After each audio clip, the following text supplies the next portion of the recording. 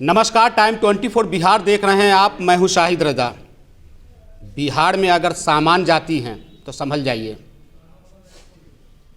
जी, मैं ये जो बोल रहा हूं शायद आपको उटपटा लगा होगा, और ख़ास तौर से जो सामान जाति के लोग हैं इस खबर को पूरा देखिएगा, चूँकि खबर थोड़ी लंबी होगी, लेकिन इसके अंदर बिहार सरकार की जो नौटंकी हुई है और तालीमी मरकज़ शिक्षक जिन्हें जात बोलकर हटा दिया गया और ये कहा गया कि आप सामान्य जाति से आते हैं, आपकी बहाली गलत तरीके से हो गई हुई है। और सबसे चौंकाने वाली बात यह है कि ये तालीमी मरकज़ शिक्षक जो हैं वो सड़कों पे नहीं भटक रहे थे और ऐसा ही नौकरी नहीं पा लिए हुए थे। इन लोगों को जो बहाल किया था उसमें बाकायदा जो स्कूल के हेड मास्टर, जिला शिक्षा पदाधिकारी, प्रखंड शिक्षा पदाधिकारी, जिला अधिकारी, जिला निदेशालय का चिट्ठी था। और एक और बात मैं आपको बता दूं कि इन लोगों का दो बार समायोजन हुआ, तब इन लोगों को जो पदाधिकारी हैं उसको ख्याल नहीं आया कि ये लोग सामान्य जाति से आते हैं, और अचानक 2018 में इनको एक ख्याल आया कि जो तालीमी मरकज़ शिक्षक हैं उसके अंदर जो सामान्य जाति के आए हैं वो भूलवश आ गए हुए हैं, इन लोगों को हटाया जाए। और इन लोगों को हटा भी दिया गया। उसके बाद ये लोग तकरीबन 4 साल तक कोर्ट में लड़े, कोर्ट से जजमेंट हुआ। जजमेंट होने के बाद जब जन शिक्षा निदेशालय को बहाल कराना था तो बहाल न करा करके जो कोर्ट के आदेश को दरकिनार किया। उसके बाद जो कोर्ट का आदेश था कि 90 दिन के अंदर में इन लोगों को बहाल किया जाए, 90 दिन में न करा करके तकरीबन 5 महीने के बाद LPA में चली गई। एक तरफ तो बिहार सरकार, जो माननीय मुख्यमंत्री नीतीश कुमार है, वो लगातार बार ये कह रही है कि मैं बिहार के अंदर अल्पसंख्यकों के उत्थान की बात कर रहा हूँ, लेकिन जो आज तालीमी मरकज़ शिक्षक जो सामान्य जाति के हैं, जो सड़कों पर भटक रहे हैं, उन लोगों की क्या तकलीफ़ है, सबसे पहले मैं वो सुनाऊँ। यहाँ जो तालीमी मरकज़ संघ के जिला अध्यक्ष हैं एजाज कौसर खान साहब, क्या कहेंगे सर? लगातार जो है वो सरकार ये कहती आ रही है कि मैं अल्पसंख्यकों के उत्थान की बात कर रहा हूँ, तो क्या ये अल्पसंख्यकों के उत्थान हो रहा है या उनके बच्चों के भविष्य को अंधकार में डाला जा रहा है? बिल्कुल सर, अल्पसंख्यक का हो रहा है उत्थान, इसमें कहीं कोई शक नहीं है। आप ये पूछिए ना कि अल्पसंख्यक में शेख सैयद मुगल पठान है कि नहीं, उनका हो रहा है कि नहीं। दरअसल हम लोग कॉन्स्टिट्यूशनली तो कहे जा रहे हैं अल्पसंख्यक, लेकिन हमको उसमें शामिल नहीं किया गया। हमको शामिल कर दिया गया बहुत उच्च कोटि या बहुत पैसे वाला ग्रुप में जी, जिसमें शेख सैयद मुगल पठान के पास खरबों खरब डॉलर एक आदमी के पास है। अब बताइए। बस आपकी गलती ये है कि जो है ना कि आप सामान्य जाति, आप अमीर आदमी हैं। जी, हम सामान्य जाति के हैं, बहुत अमीर आदमी हैं, इसीलिए 2000 की सर हम नौकरी करने के लिए मजबूर हुए थे। और आज न खुदा ही मिला न वैसाले सनम, न इधर के रहे न उधर के रहे। हमारे माननीय मुख्यमंत्री, जिनका मैं वोटर हूँ, मैं सपोर्टर हूँ सर, यही नहीं, हम इस पार्टी के हम 2008 से एक्टिव मेंबर भी हैं जी। उसके बाद हम बहुत अमीर आदमी हैं सर, लेकिन खाने को तरस रहे हैं जी। बच्चों को एजुकेशन नहीं दिला पा रहे हैं।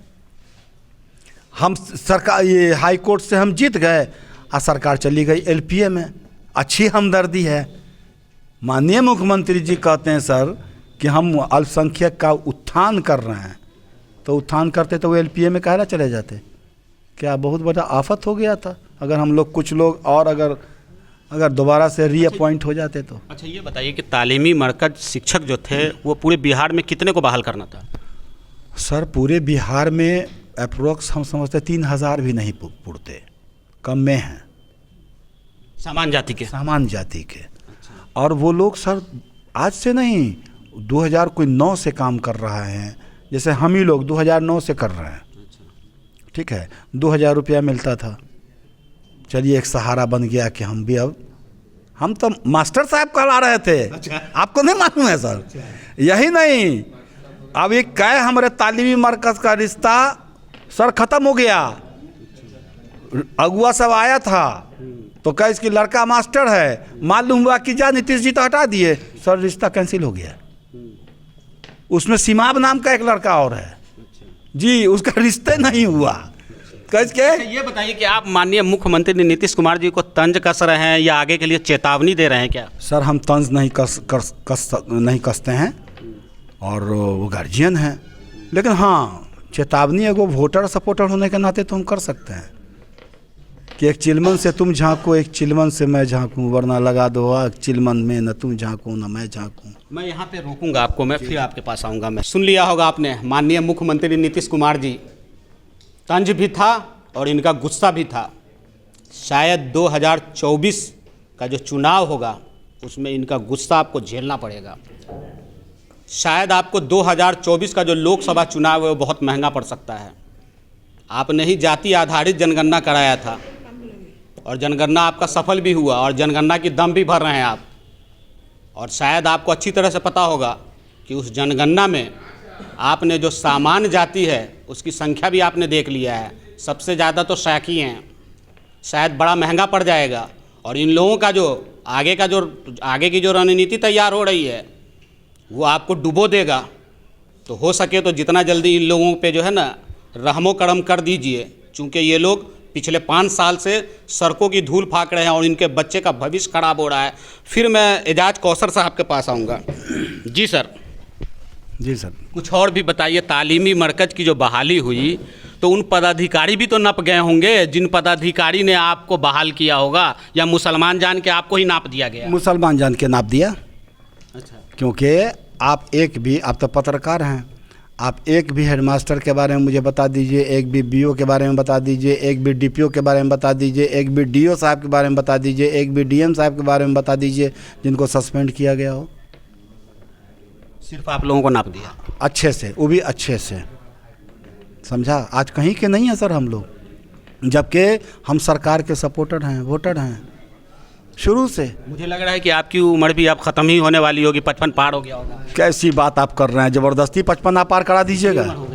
हमारी उम्र अभी समझिए कि 44-45 होगी। 45 यानी कि 15 साल नौकरी को रह गया। आप तो दूसरी जगह नौकरी भी नहीं कर सकते। जी नहीं ना, अब कहाँ करेंगे, अब तो कहानी ख़त्म हो जाएगी हैं। जी तो सुन लिया आपने, तकरीबन 8 साल तक नौकरी करते हैं और 8 साल के बाद सरकार को ये ख्याल आता है कि इसके अंदर ये जांचा जाए और ये देखा जाए कि अल्पसंख्यक में कौन से सामान्य जाति हैं और कौन से अति पिछड़े से जाति है। एक चौंकाने वाला सच और आपको मैं बता दूं कि इस योजना का 2-2 बार समायोजन होता है। जी, पहले दीनी मकतब के नाम से ये शुरू हुआ था, बाद में तालीमी मरकज़ हुआ, उसके बाद इस योजना का नाम महादलित अल्पसंख्यक एवं अति पिछड़ा अक्षर आंचल योजना हुआ। और मैं अपने दर्शकों को जानकारी के लिए बता दूं कि 2018 जनवरी का 1 तारीख था और उस तारीख को अचानक उस चिट्ठी में बदलाव आता है और उस योजना में बदलाव आता है और उस एवं को उठाकर पीछे कर दिया जाता है। उस योजना का नाम हो जाता है महादलित एवं दलित अल्पसंख्यक अति पिछड़ा अक्षरांचल योजना। और वहीं से यह खेला शुरू हो जाता है कि किस तरह मुसलमानों को टुकड़ों में बांटा जाए। और जो सरकार की नीति है वो नीति सामने आ गई है कि किस तरह मुसलमान को बांटने का काम किया गया और मुसलमान जान कर करके उनको परेशान किया गया। यहाँ तक कि जो कोर्ट का जजमेंट आया उस जजमेंट को भी इन लोगों ने कूड़ेदान में डाल दिया। और सबसे बड़ी बात यह है कि जो जिला अध्यक्ष महोदय कह रहे थे कि जिन पदाधिकारियों ने हमको बहाल किया, अभी तक उन पदाधिकारियों पे कोई कार्रवाई नहीं हुई। ठीक है, इन लोगों की बहाली अगर गलत तरीके से हो गई थी या गलत ढंग से आ गए थे या इन लोगों ने अपनी जाति छुपाई थी, तो फिर उन पदाधिकारियों पे क्या कार्रवाई हुई?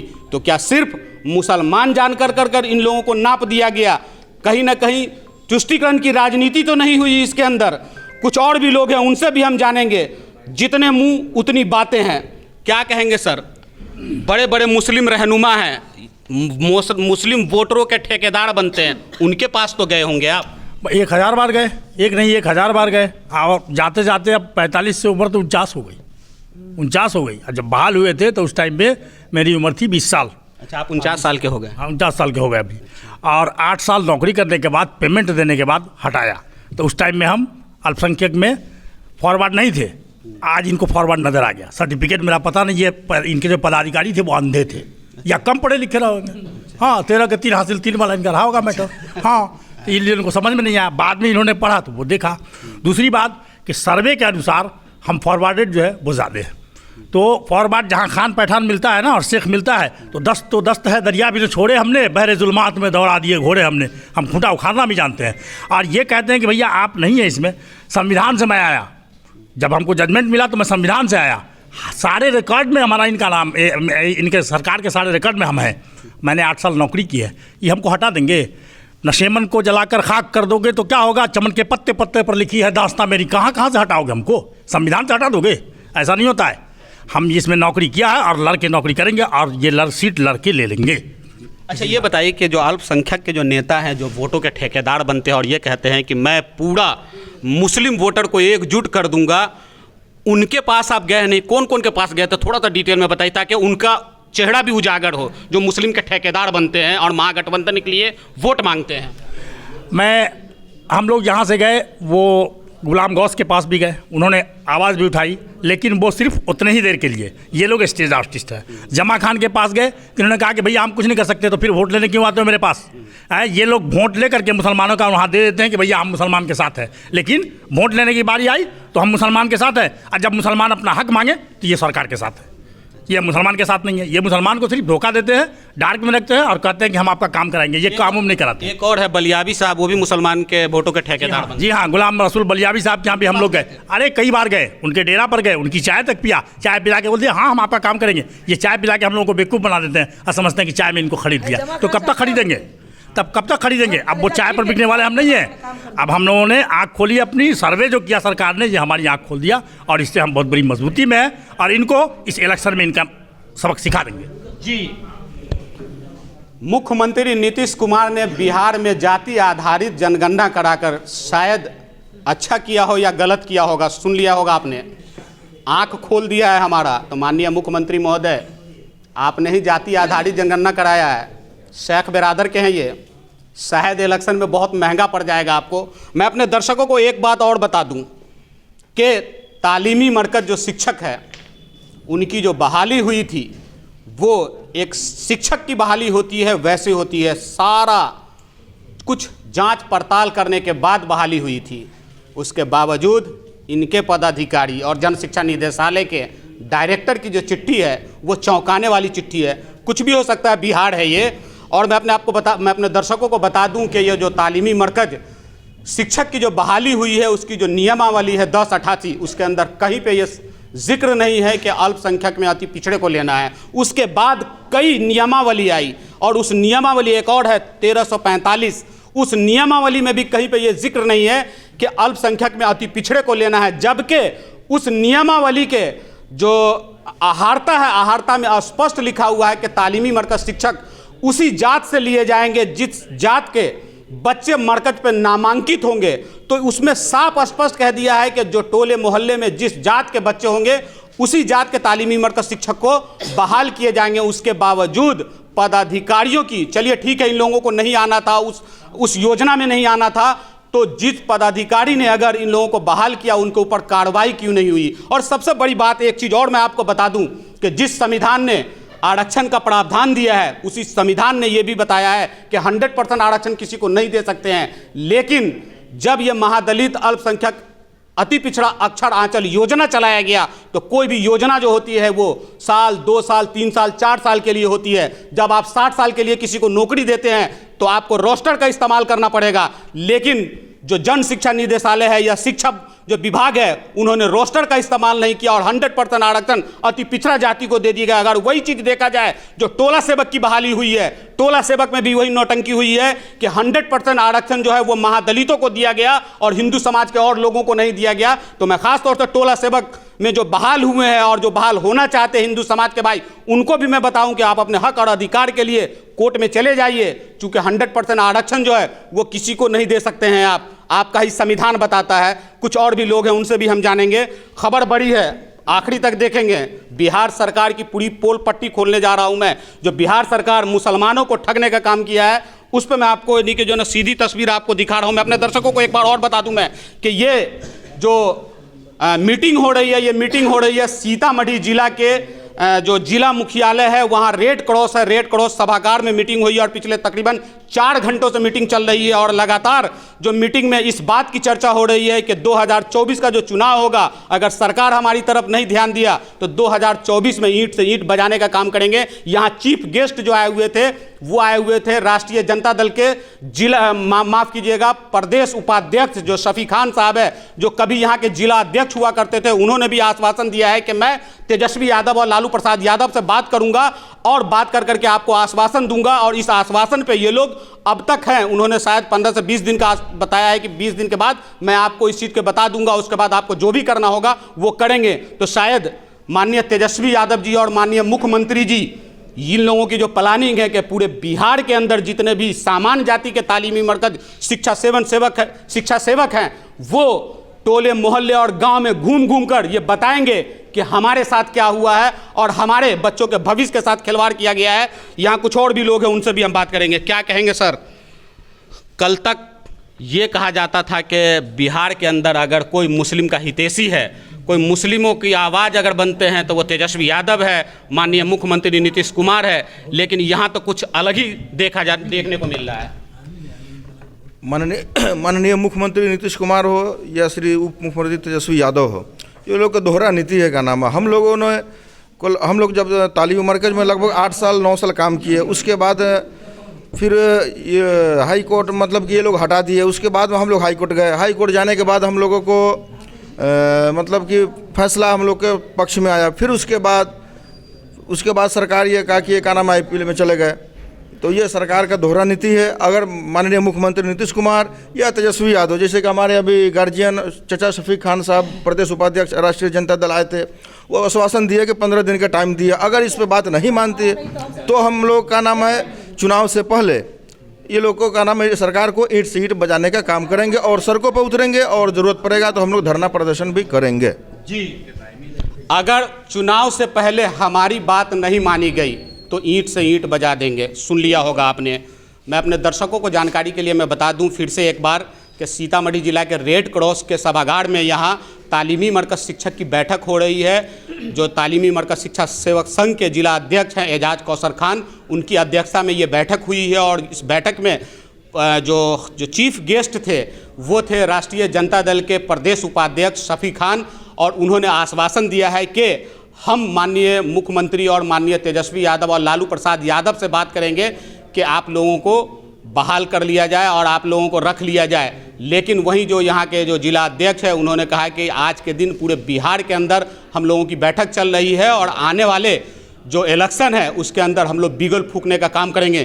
दोस्तों, कैसी लगी ये खबर?